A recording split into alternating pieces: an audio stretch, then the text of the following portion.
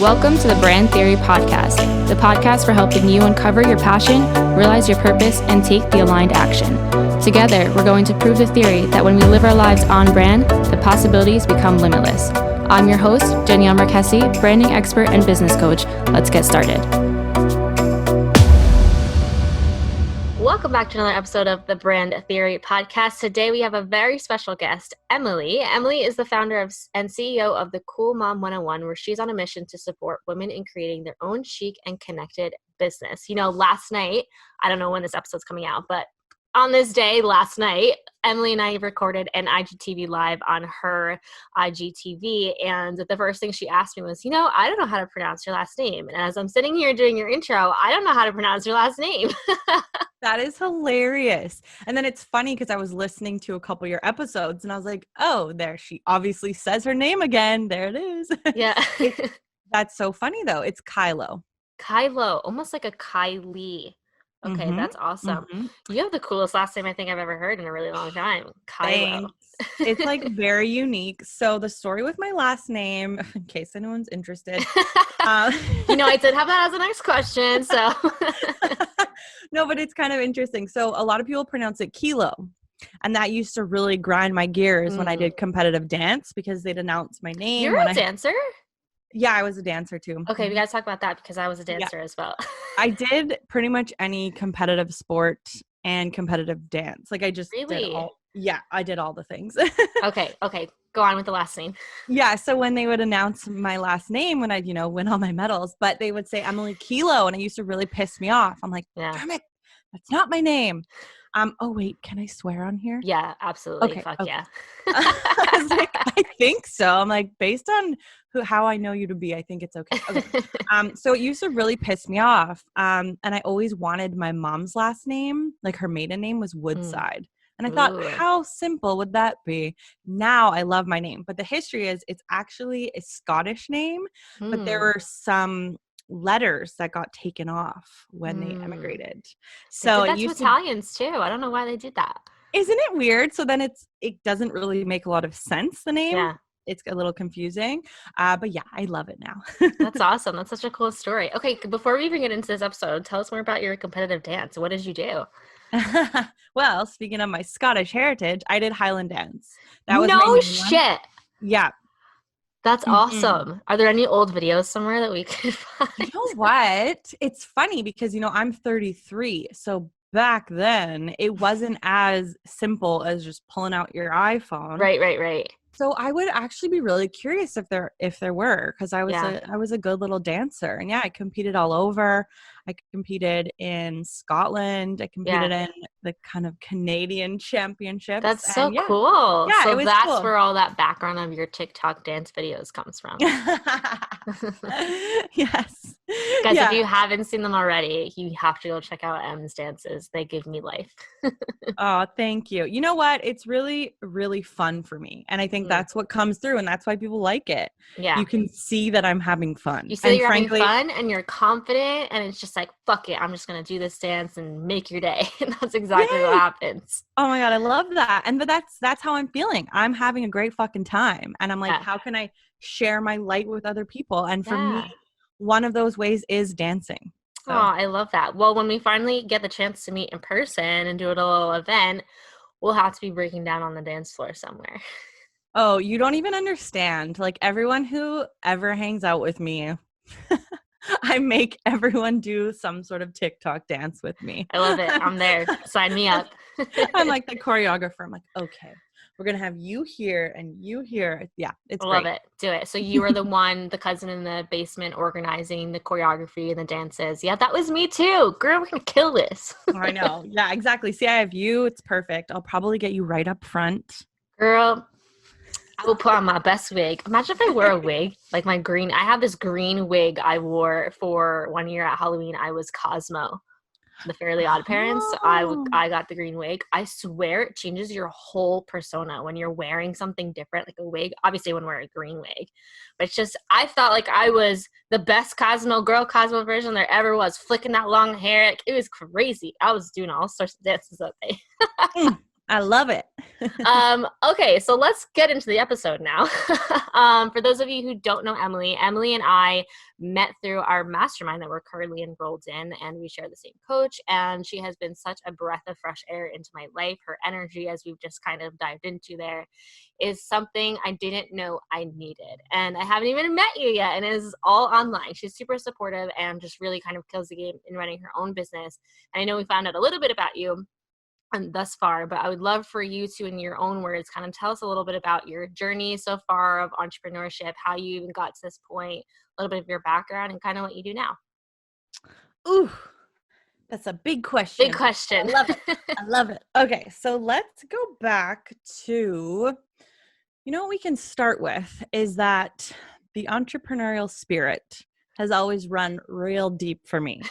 So I was the little girl who decided it would be a great Saturday activity to loop my friends in as my workers and do a lemonade stand. I had great signage. I found a perfect corner that was busy, and we made a fucking killing. Like, that's the kind of stuff that really lit me up. Like, I had a lot of fun doing it. And that was probably when I was about 10 years old. Mm-hmm. And then fast forward to when I was babysitting age. I think I would have been about 13.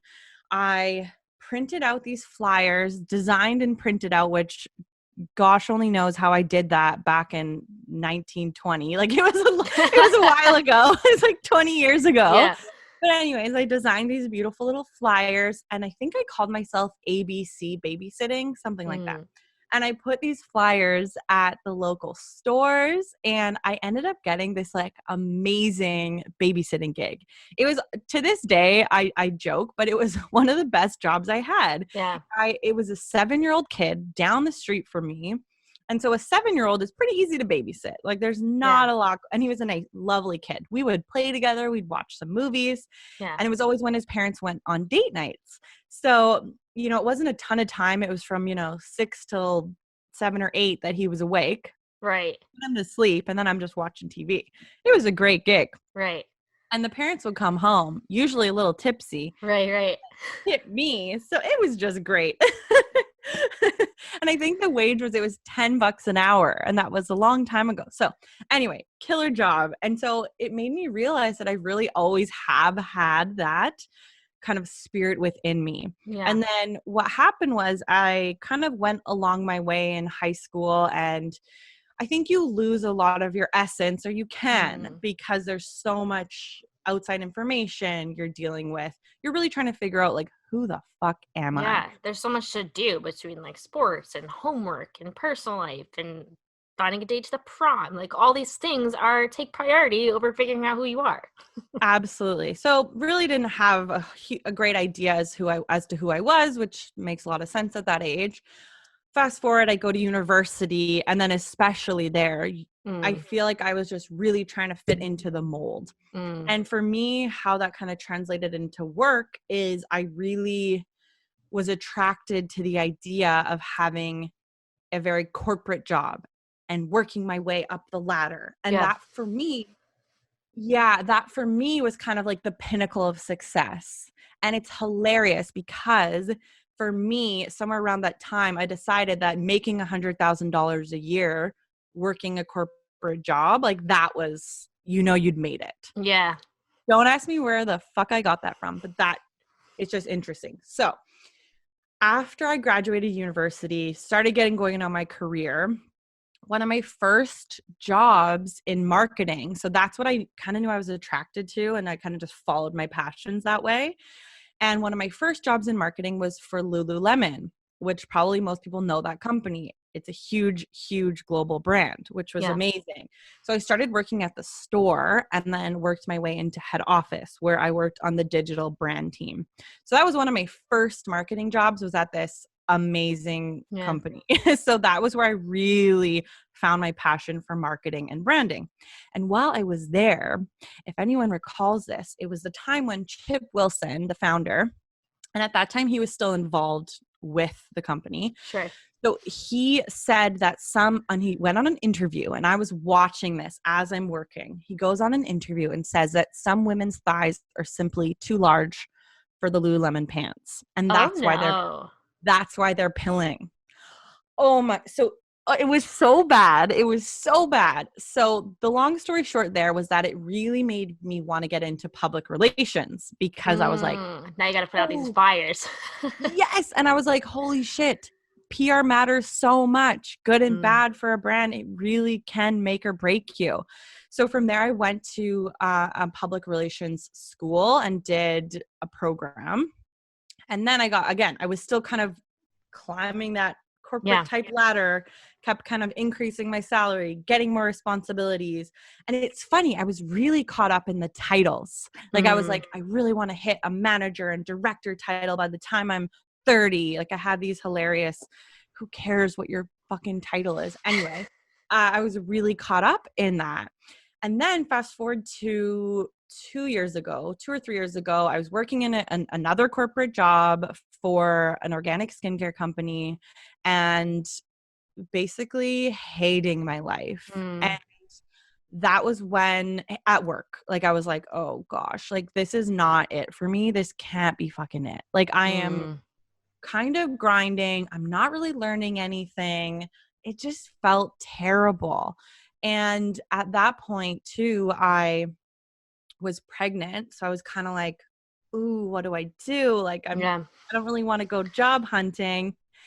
And anyway, all this to say, it led me to finally be like, fuck this. I'm going to do my own thing finally. Like Yeah. I'm just going to jump in. So all these things that I'm telling you, it's a very long story. I tried to keep it concise, but I lost my way a little, which is totally fine and Yeah. normal. And it really gave me a ton of experience that led me to where I am now and gave me that confidence to be like, you know what, fuck this. I'm starting my own thing. Yeah. So started my first business, which is PR and marketing consulting. Mm-hmm. I started that January of last year. So this is like my first year. Whoa. I thought you've been in business way longer than that. But yeah, I guess that makes sense if your little one's only 2.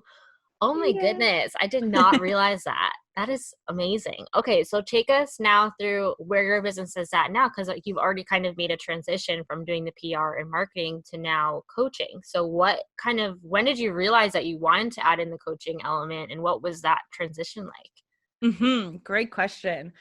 So the brand Cool Mom 101 actually started as my podcast. Mm. So I started the podcast when Leo was 7 months old around, and it was just something this is a common theme for me, something I'd always wanted to do, which was be a business owner, start a podcast. Those were things I just had always wanted to do. So Yeah. I finally, again, just took the leap. I was like, you know what? This is perfect timing. I'm just going to do it. And from there, the other thing I should add, the last thing that I really wanted to do was get into business coaching. Mm. And again, this is my common theme. It was something that kind of niggled at me that I'd seen people doing. Mm. My best friend is a business coach. Mm. And I was like, damn it, you can put these things together. My love for branding and building a Yeah. business with my love of cheerleading people and helping them with their mindset. Yeah. Like my mind was fucking blown, but it took me about 5 years until I finally was like, you Mm. know what? I'm just going to put it out there.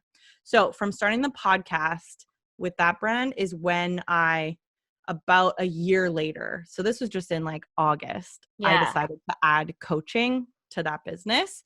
And then with my PR and marketing consulting, I had never gone out and looked for clients. It's been Mm. all word of mouth, which is amazing. Yeah. So the place I'm at now is I'm just kind of phasing out, as in I'm not really accepting new clients. Right. And so what my plan is to fully transition into the business Into the coaching. coaching. Yeah, Yeah, which and I'm there's already doing, and then just transitioning because right. I love it. I really Yeah. love it. You finally feel like you found like your true calling and purpose. Oh, I love Yes. that. There's probably an element of coaching that you've been doing inside the PR and marketing too, right? Like you have to like teach people why you need certain things aligned in your PR and marketing, whether they do it on their own or you do it for them. There's still that teaching element there. And of course, in coaching, you can bring over excuse me, that expertise in branding, marketing, PR, all those things that we need to know. So it's like the perfect switch, the perfect transition. And I'm so excited to have you in the coaching world. Oh, thanks. How did you come up with the name Cool Mom 101?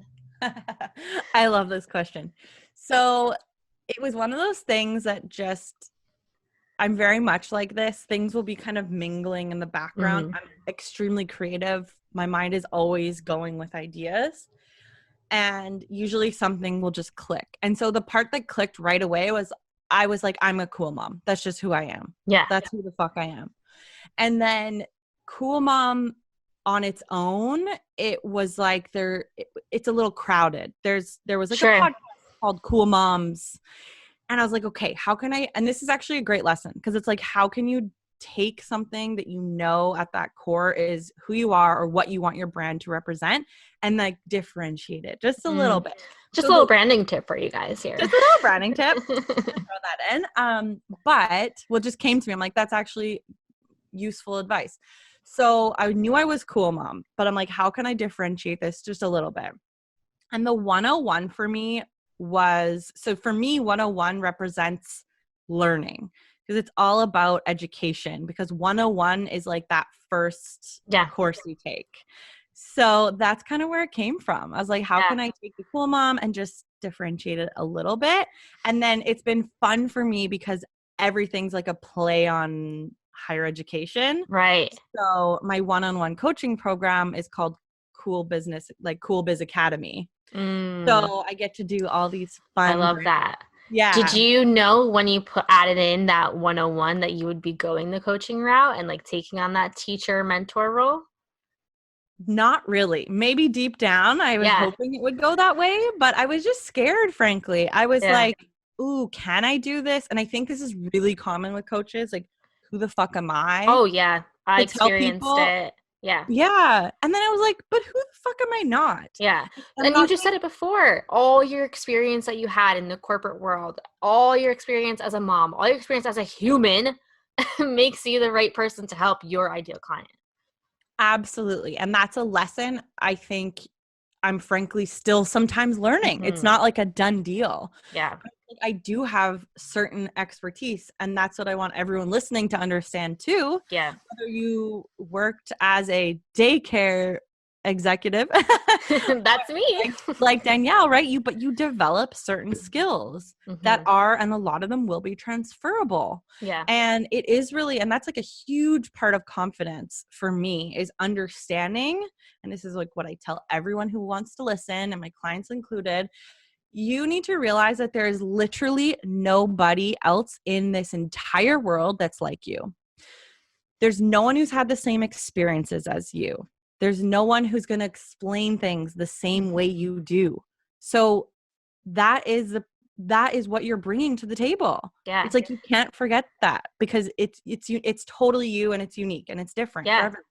And that's my entire argument, so to speak, about branding and how it's really you. Like there's no use of faking a brand. There's no use of choosing colors or all those physical elements that don't represent you because you are the thing that sets your business apart. You are what keeps your clients coming back time and time again. You are what keeps your audience listening, what keeps your audience reading. It's you. It's all you and all the experience that you've had or not had. It's all you. This is such a good question. So I think personal branding is important for any business really, but especially something where it's service-based because at the end of the day, and as you talk about a lot, like they're going to be potentially working with you or with your team. So it's really, really important. So I think for me, personal branding, it's important because no one will get to know you if you don't put parts of your personality into what you're talking about. And you actually, even talking yesterday with you, because I interviewed you, I was thinking, do I inject enough of my person? It made me think. I'm like, do I talk about other things enough? Like, maybe I don't. I think it's good to keep top of mind because sometimes you're so in it. Yeah. And you're so, especially in this type of industry, but anyone in any type of, like I said, service-based industry, you are so consumed sometimes and focused on selling and your offerings and making sure that you're talking about your clients' pain points and this kind of Yeah. shit. Yeah. And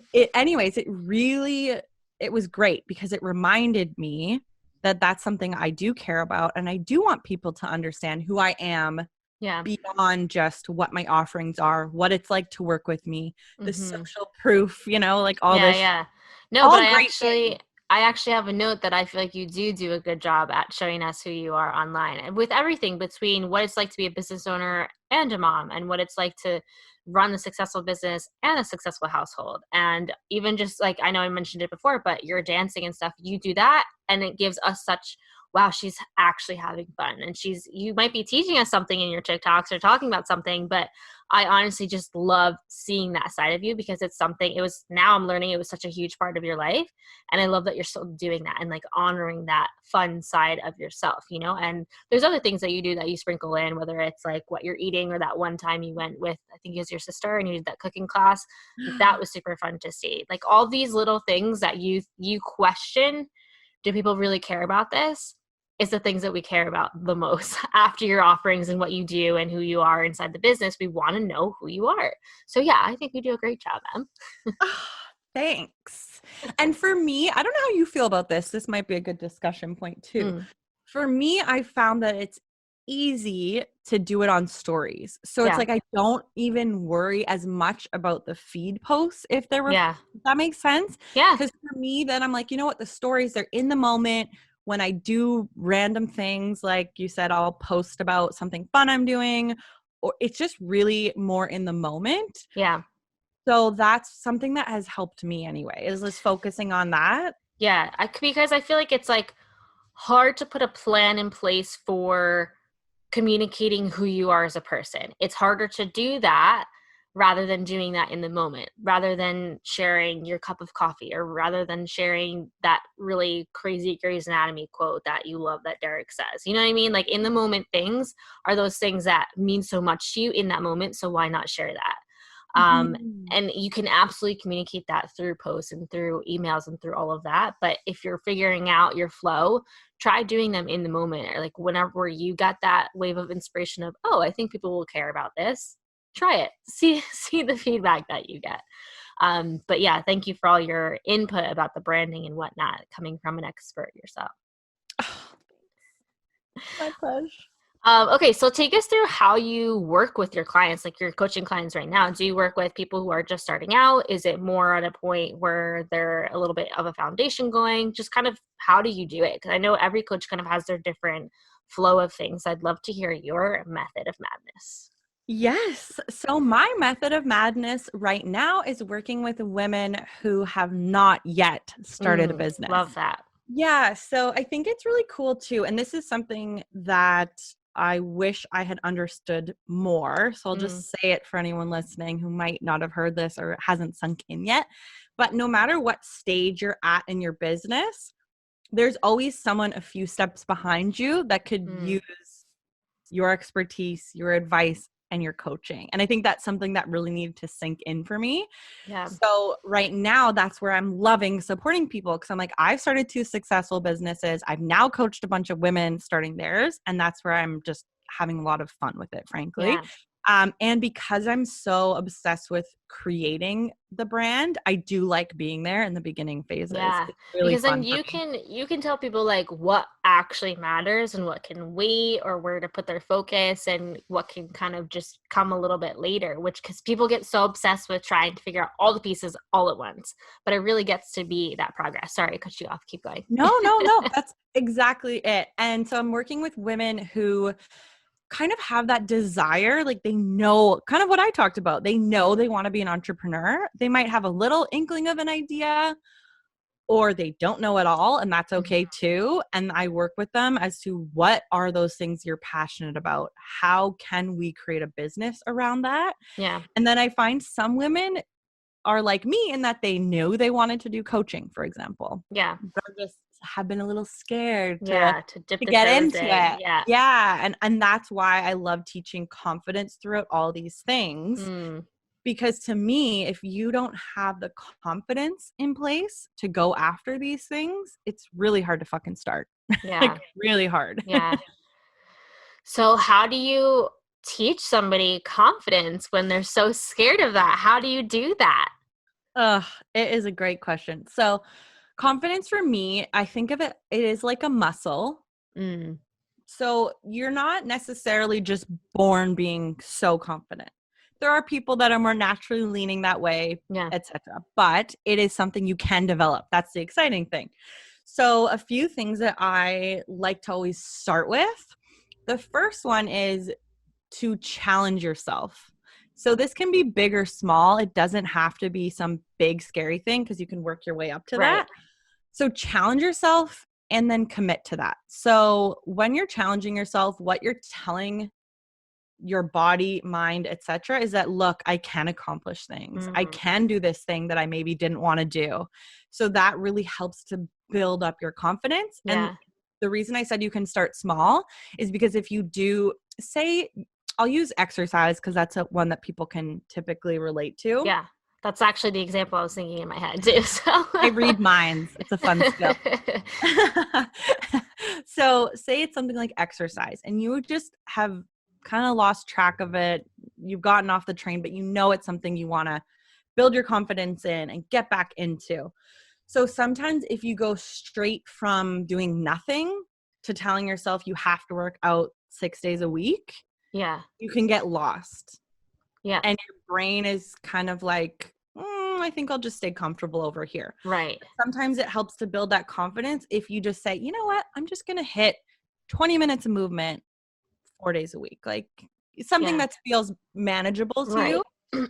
And then what'll happen is you accomplish that. And then you're like, Mm, see, I can fucking do this. And then you can, add to it. So you don't have to go crazy and be like, okay, I'm going to run a marathon in a month.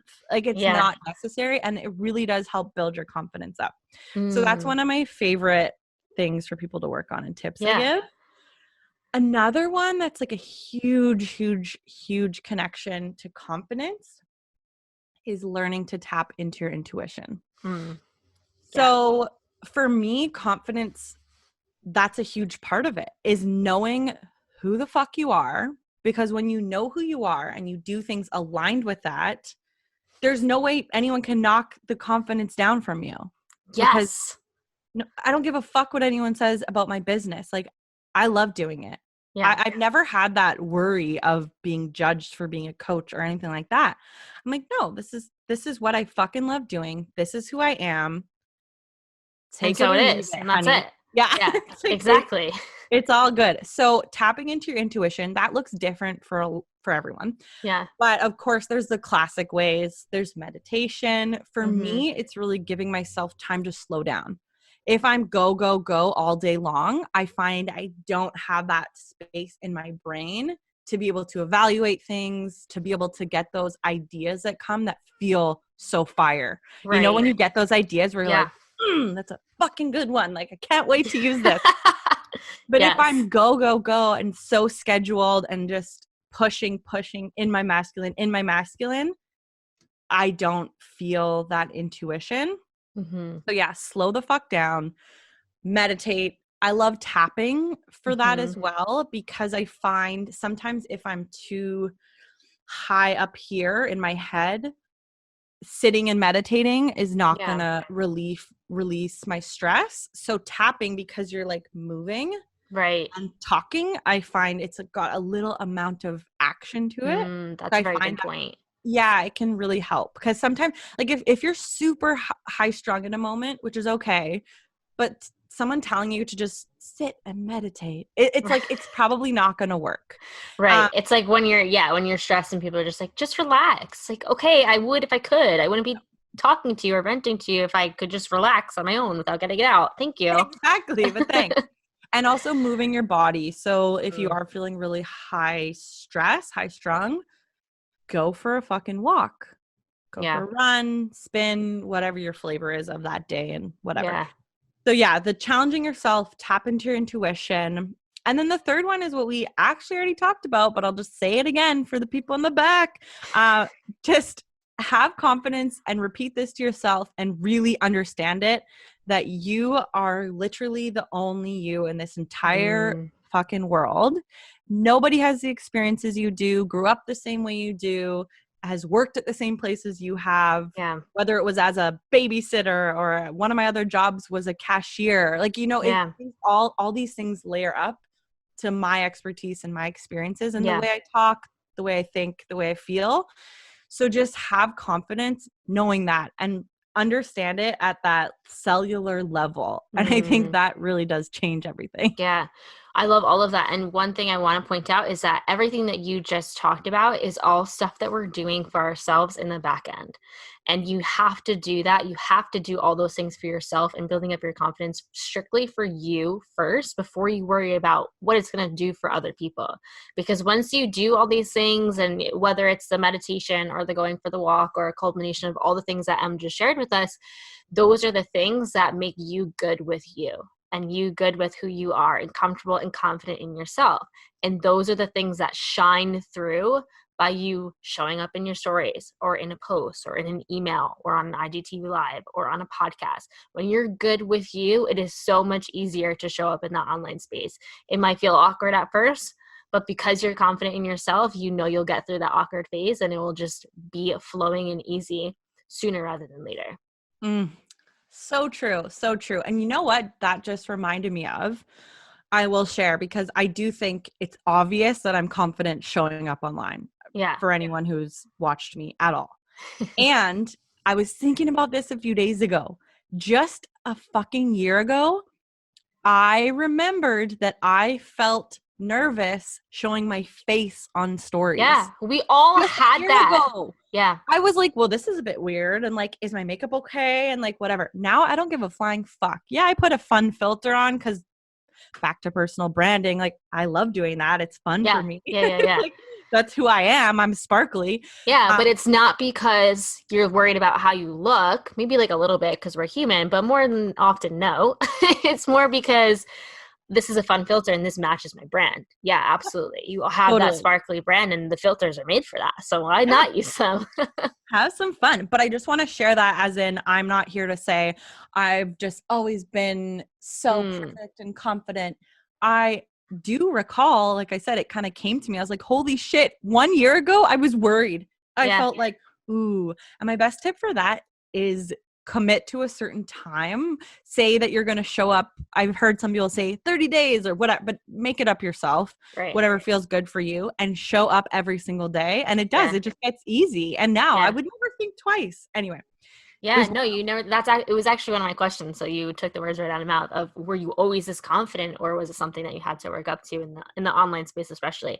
And also what's going to happen, guys, when you do start showing up consistently, say you do a 30-day challenge with yourself, is you're going to get more engagement. You're going to get more traction. And that alone also helps build your confidence because you're like, oh, people are actually paying attention to what I have to say and liking my posts and my dances and whatever you do.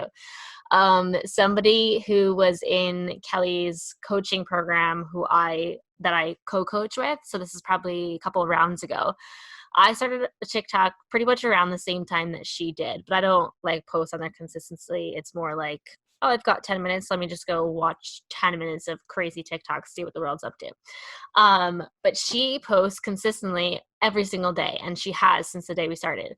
She has thousands of viewers and thousands of followers, and it's crazy just what consistency and confidence can do for you and your brand. And I'm sure she's gotten a lot of clients from it and her community has grown, but just let alone just you can tell from when she first started to when she's starting now, she's just so confident, and it's awesome to watch it.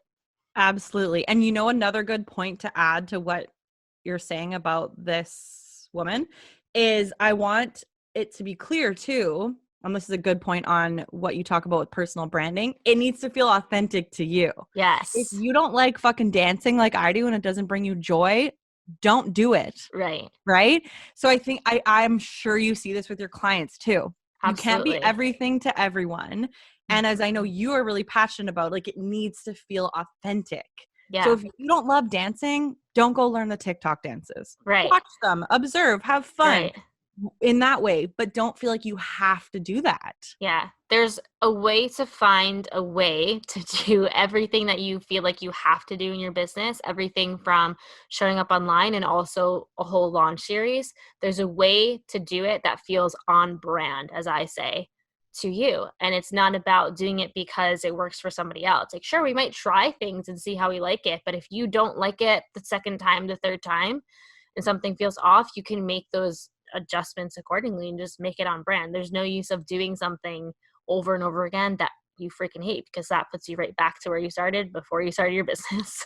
Totally. And that is just some low energy Oh shit. yeah, we don't have time for that. We do not have time for low energy shit.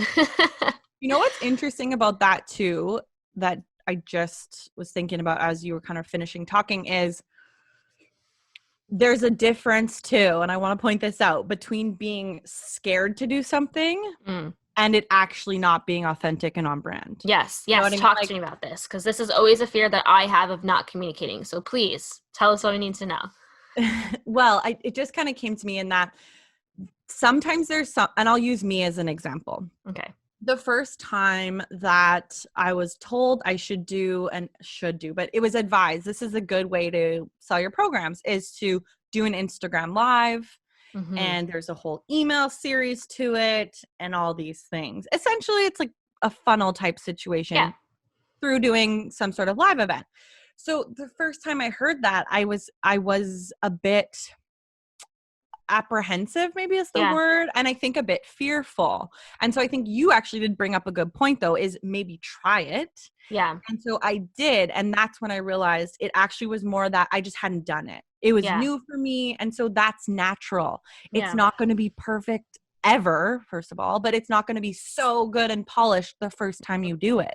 Yeah. And that's okay. This is something I was just talking to a client of mine about this morning. Is she has this rule that she set for herself of, I try things 2 times before I move on to something else or adjusting it. So she'll try it 2 times in the way that she's taught or the way that she wants to or the way that we suggest before she tries something else. And it's been working for her. She'll try it 2 times. The second time she makes like a small adjustment to wording or something and she gets the results that she's looking for. She absorbs the results of the first time. If it wasn't exactly on key, she'll make the adjustments to her energy even, and then she gets more towards the results that she wants. So maybe that's a rule you guys adapt. Try it 2 times before you before you make a complete overhaul of whatever it is that you're doing. Totally. And I think that's a good point, in that the first time, like I said, it's not going to be amazing necessarily. Yeah. It could Yeah. be. Yeah, it could be. We believe in you guys. You could be. Yeah. But I was super nervous the first Yeah. time I did an Instagram live, and uncomfortable. Yeah. And now I fucking love it. Now she has a whole damn series about them. I do. And I actually love that. So the series was because my podcast is very niche in a way, because Mhm. it is really moms who are also entrepreneurs. Yeah. And so the reason I decided to do the Instagram live series, which Danielle has an amazing episode on, is because I have all these amazing women around me and people I wanted to interview that didn't fall into that specific niche of Yeah. my podcast. I was like, this is perfect. Yeah, no, I love it. But I also want to just tell you, which I feel like I've told you before, that you having that podcast that's very focused on the mom interviews, know that non-moms listen to that as preparation for being a mom, because I don't know what the heck I'm going to be doing and or how to balance it. And that kind of brings me to my next question of, how do you balance these kind of 2 separate worlds? Or are they separate? Because they're not separate. You have to do them all together. How do you do it? It's a great question. And before we started recording, I told Danielle, and I'll share with everyone listening, that the first year I did not enjoy motherhood. Yeah. I frankly hated it. I was resentful. I was very grumpy, and I felt a lot of regret. Yeah. And I was like, this is not great. And I think what changed, so what I'll share is what helped me, is really finding what those support systems that I was missing were and implementing them. Yeah. So for me, it looked like I have a lot of help. I have my partner helps a lot with taking care of Leo, but I also have a part-time nanny. I have cleaners that come to the house. I have someone who manages my podcast. Yeah. Because so outsourcing is actually my number one tip. It's like, Yeah. what can you get off your plate? Yeah. And that is freaking huge. Like, it's so big. Then I will share, it's been a lot of mindset work. So one of the huge beliefs I've had to overcome, and like most belief work, I don't know that you come to the end of it. It's like a Right. journey with it. Of You keep course. working on it. But I'm so far in the right direction on this. But I'll share what my belief was that it's hard because I'm a mom. Mm. So like, it's hard. It's always so hard. Everything's so much harder because I'm also a mom. So I had to change that and be like, no, things can be easy. Yeah. Is easy for me. Yeah. So that was a huge one too, because if you're stuck in a cycle, and this goes for moms or non-moms, whatever that belief is. So I see it with people starting out in entrepreneurship too. They'll have this idea, well, it's easier for Danielle because, you know, she had the connections, or it's easier for Emily because she went to a really good school. Right. Or like, they have these ideas about Right. why it's easier for someone. So I think that's not just in motherhood, but I notice it's a huge belief in motherhood that I can't be an entrepreneur and be a mom because it's too hard. Yeah.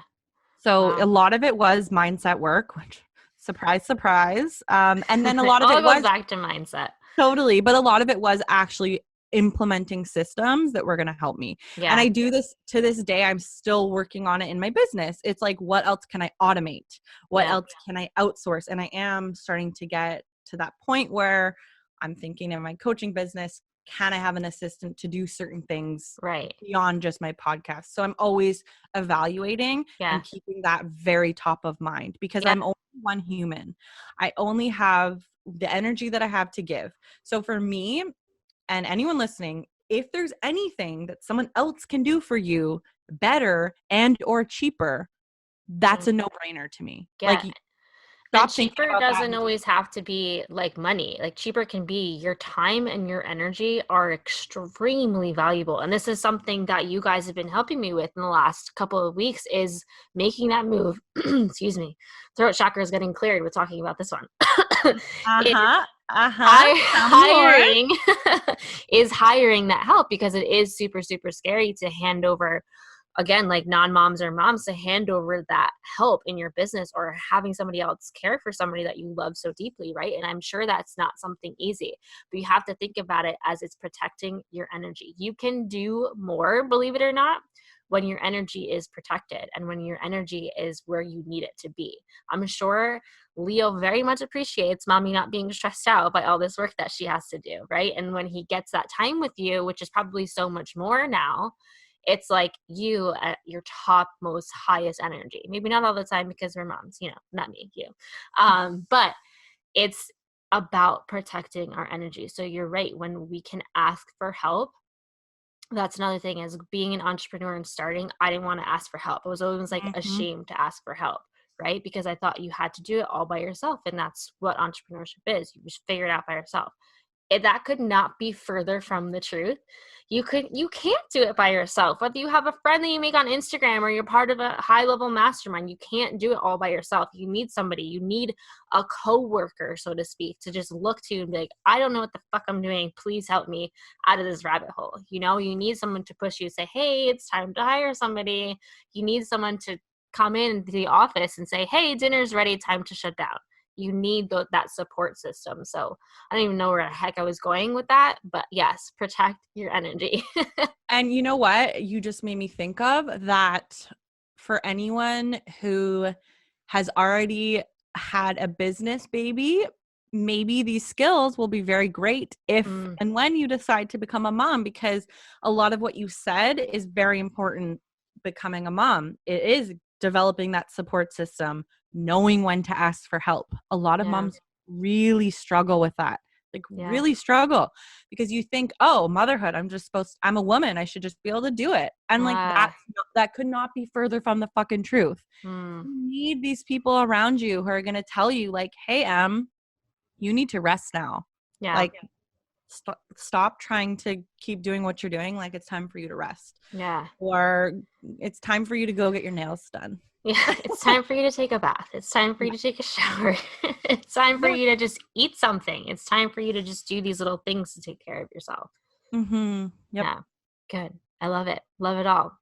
Um, can you probably answered this a million times already, but I always like to ask this question is, can you think of a time that you were living not on brand and how you navigated to start living back on brand? And that could be something so simple as you were eating or drinking Poland spring water, but you really wanted to be drinking the high class Fiji water because it made you feel better. Or it could be something a little bit bigger, like recognizing that what you were doing in your job wasn't for you, so you started your business. But is there an example that's coming to mind for you? There's so many, but as soon as you mentioned the water, I was like, here's a new one that I'd started doing maybe in the summer, is I love good champagne. And so Yeah. now if I'm ever going to drink it, it's going to be Veuve or Yes. better. That's it. Yes. Love or better. This or Yeah. something better? Love or something better. Yep. I Veuve or love better, that. baby. Yeah, Yeah. that's awesome. So what do you have coming up? Where can we find more of you? Where can we hang out with you? Well, my favorite place to hang out is Instagram at cool.mom.101. And yeah, that's the best place to keep up with me and see what I'm up to. Coolmom101.com if you want more info. And that's where you can find all my podcast episode show notes. So that's a good place too. Amazing. Do you have any last thoughts for us before we say goodbye? Last thoughts. I just want to say, if no one's told you today, you're amazing and your ass looks great. Everyone needs to hear that. Your ass looks great. Yeah. Thank you so much for being here and sharing all of this with us. I can't wait to have you back again, to meet you in person and give you a big hug and just hang out and do TikTok dances. It's going to be amazing. But thank you so much. And we will chat with you soon. Thank you so much. It was my pleasure. This was so fun. Bye. Bye.